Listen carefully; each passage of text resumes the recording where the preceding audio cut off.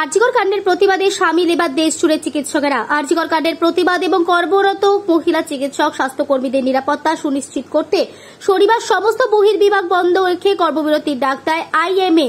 এদিন শনিবার যার প্রভাব পড়ল পূর্ব মেদিনীপুরে পাঁশকুড়া সুপার স্পেশালিটি হাসপাতালে।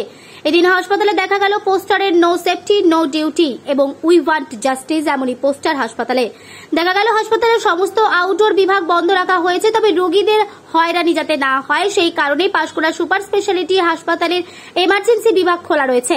এদিন সমস্ত ডাক্তাররা রোগী পরিষেবা চালু রেখেছে। সেই প্রসঙ্গে পাঁশকুড়া সুপার স্পেশালিটি হাসপাতালের ডাক্তার অরিত্র সামন্ত জানান, আজকে সমস্ত আউটডোর বন্ধ রাখা হয়েছে। রোগীদের কথা মাথায় রেখে শুধুমাত্র পাঁশকুড়া সুপার স্পেশালিটি হাসপাতালের ডাক্তারবাবুরা রোগীর পরিষেবা দিয়ে যাচ্ছেন জরুরি বিভাগে।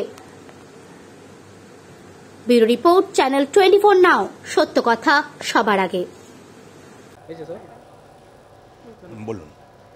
বলছি ধর্মঘটের চলছে প্রত্যেকটাই হাসপাতালে, সেক্ষেত্রে আপনি রোগী দেখাতে এলেন, পরিষেবা কিছু পেলেন?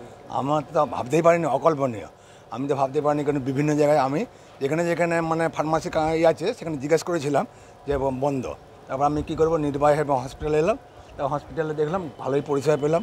আমার এক ভাই আছে অরিত্র সামন্ত, ও ডাক্তার টাতে, তো ও দেখলাম কোপারেট করলো, ডাক্তারবাবু সব কোপারেট করলো, খুবই ভালো। কী সমস্যা নিয়ে? সমস্যা হলো বলতে, আমার গত সপ্তাহে আমি লিগামেন্ট আর একটা টিউমার অপারেশন করেছিলাম ভুবনেশ্বরে।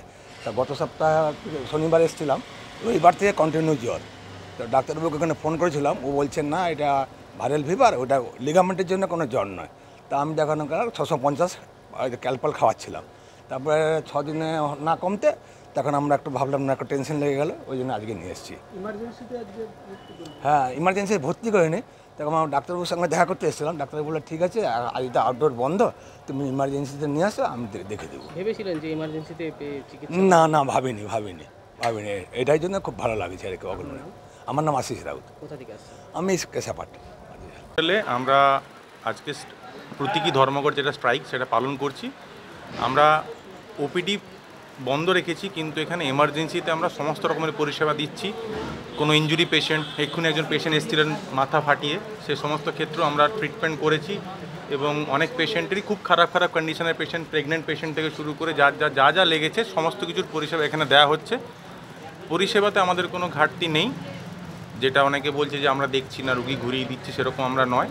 তো যেহেতু আমাদের বোন অভয়া, যিনি প্রাণ হারিয়েছেন একটা নৃশংস ধর্ষণ এবং মার্ডার চলেছে, তার বিরুদ্ধে আমাদের গর্জে ওঠা, আমরা তার পাশে আছি, আমরা আরজিকরের সাথে আছি।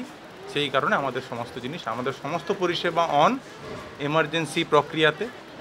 সেটা হাঁটুর ব্যথা থেকে বুকের ব্যথা অবধি সব কিছুই আমরা দেখছি।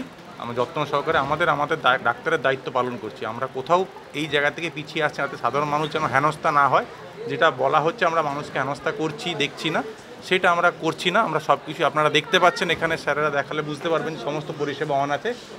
তাই এটুকুই বলতে পারি, আপনারা আমাদের পাশে থাকলে সবার পাশে আপনারা থাকবেন, কারণ আমরা মানুষ প্রথমে, ডাক্তার তারপরে। না, রুগীর পরিমাণ একই, রুগীর রোগ জ্বালা তো কমছে না। এরকম নয় যে আমরা বাস চালাচ্ছি না বলে কি মানুষের কাজ কমে গেছে। স্ট্রাইক তো আমরা প্রতীকী ধর্মঘট, কিন্তু আমরা আমাদের জায়গাতে ডাক্তার হওয়ার জন্য যা যা দরকার তা আমরা করে যাচ্ছি, তাতে আমাদের কোথাও কোনো অসুবিধা নেই। রুগীদের সেই পরিষেবা আমরা দিয়ে যাচ্ছি, সেটা বন্ধ হচ্ছে না কোনোভাবেই। আমার নাম অরিত্র কুমার সামন্ত।